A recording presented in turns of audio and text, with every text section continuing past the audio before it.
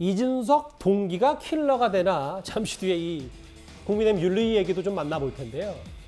대선에 이어서 지방선거까지 이긴 국민의힘이지만 초유의 집권여당 대표 징계 문제로 여러 전운이 감돌고 있는 국민의힘입니다. 이준석 대표 관련 윤리위원회는 내일 저녁에 열리는데요. 오늘 아침 이준석 대표의 말부터 한번 들어보겠습니다.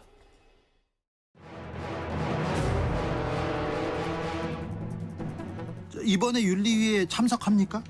저는 참석하겠다는 의사를 밝혔습니다. 장소가 어딘지 전 모르고요. 네. 시간만 알기 때문에 만약에 그거를 장소 안 알려주면 전 참석 못하죠. 세상에서 가장 필요 없는 게 이준석 걱정입니다. 저는 뭐 별다른 걱정을 안 하고 있습니다. 네.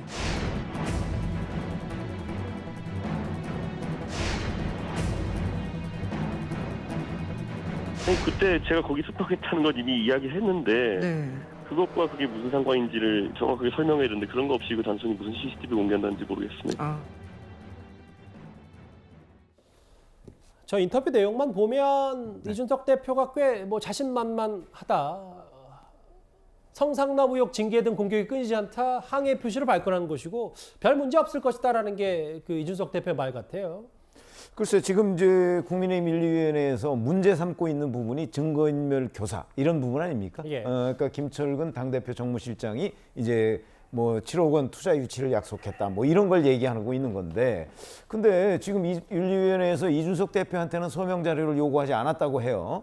그러면 이준석 대표의 직접 성상납 의혹을 다루는 건 아니에요.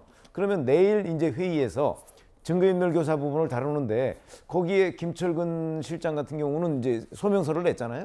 그건 냈고 본인이 이제 아마 거기서 반론을 할 거고요. 그다음에 윤리위원들이 이제 그 진상에 대해서 규명을 할 텐데 그럴 경우에 과연 이준석 대표의 증거인멸 교사까지 이게 연결이 될지 아니면 그냥 김철근 실장에 대한 그 어떤 뭐 품위위주 위반 뭐 이걸로 그칠지 이런 부분에 따라서 이제 이준석 대표의 정치 생명과도 굉장히 밀접한 관련이 있겠죠. 예. 그러니까 일단은 현재까지 이준석 대표가 아마 그 소명서를 제출하라는 요구를 못 받은 것으로 봐서는 이준석 대표가 직접 저기에 참석해서 의견을 그 표명할 기회는 없는 것으로 보이고요. 근데 본인은 참석한다고 했는데 아니 정확히 참석한다고 했는데 지금 시간만 어디서 알고 하는지 장소를 모르죠. 모르잖아요. 그러니까 장소 모르면 참석 못하는 거죠.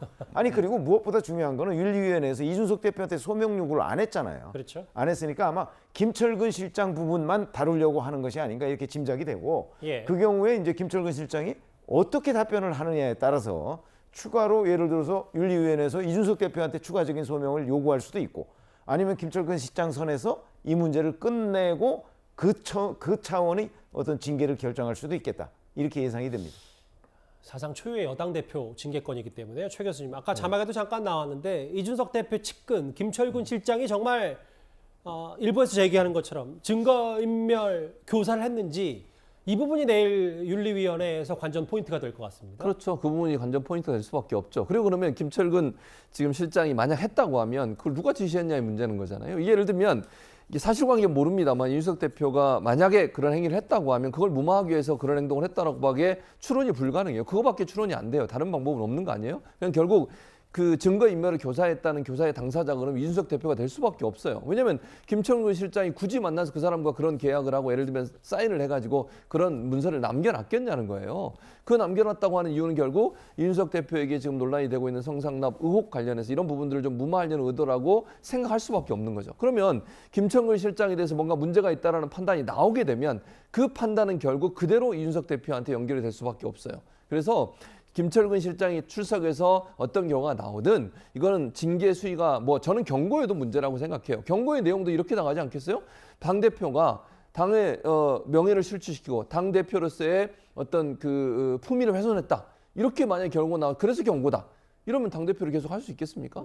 이런 점에서 본다고 하면 경고면 괜찮고 뭐 위에 중징계면 문제가 있다 이런 문제가 아니라 내용 자체로 본다고 하면 어떤 징계가 나오든 그건 이준석 대표한테 상당히 큰 타격이 될 거라고 봅니다. 근데 이거를 뭐 운명의 장난이라고 표현하는 게 맞는지 모르겠습니다만 이현정 의원님. 네. 그 윤리위원장이 이양희 교수인데 벌써 저게 10년 전 당시 박근혜 비대위 시절에 같이 한솥밥을 먹었던 근데 이제 제목이 저희가 너무 뭐 저렇게 표현해서 좀 그렇습니다만 동기가 킬러가 됐다는 평가가 나오고 글쎄 내일 그래서 더 윤리위가 관심이 쏠리는 것 같습니다. 이걸 뭐 얄궂다라는 표현을 쓰는데요.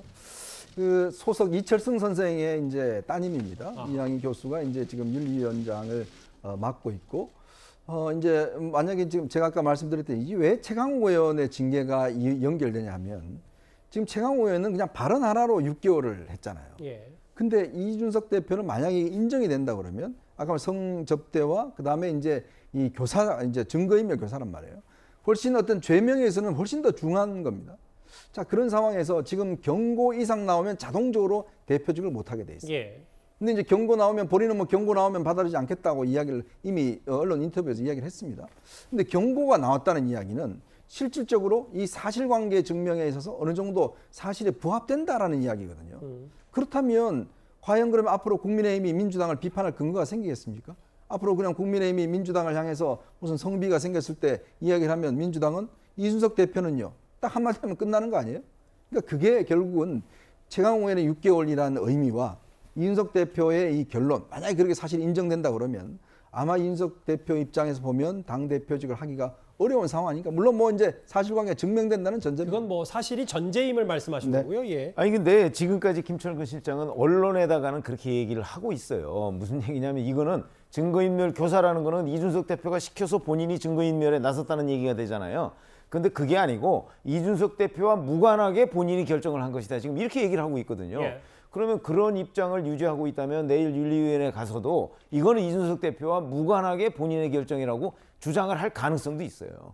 그러면 그렇게 될 경우에 이제 윤리위원회 수사기관이 아니잖아요. 맞아요. 그러니까 뚜렷한 증거를 갖지 않은 상태에서 김철근 실장의 그 말을 어떻게 받아들이느냐. 그러게요. 이런 것들이 이제 굉장히 중요하기 때문에 여기서 지금 뭐 증거인멸고사가 마치 사실인 양 얘기하는 거는 어폐가 있다 이렇게 생각합니다. 알겠습니다.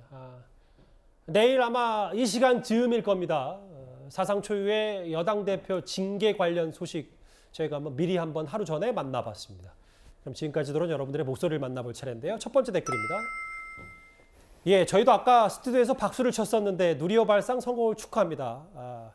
대한민국 과학기술의 미래에 한 발자국 더 다가갔네요. 이런 댓글 좋습니다. 예. 선거 끝나면 여당이나 야당이 집안 싸움하는 건 오랜 세월 변치 않습니다. 권력을 위한 정치인가라고 비판하셨고요. 예. 문재인 정권이나 윤석열 정권이나 검찰총장 패싱은 여전하다. 예, 또 볼까요? 법사위원장 약속도 야당이 지키고 국회 빨리 정상화해라는 말씀도 해주셨고요. 마지막 보겠습니다. 월북하려면 추운 바다로 들어가야 되는데 잠수법을 그냥 놔뒀겠냐.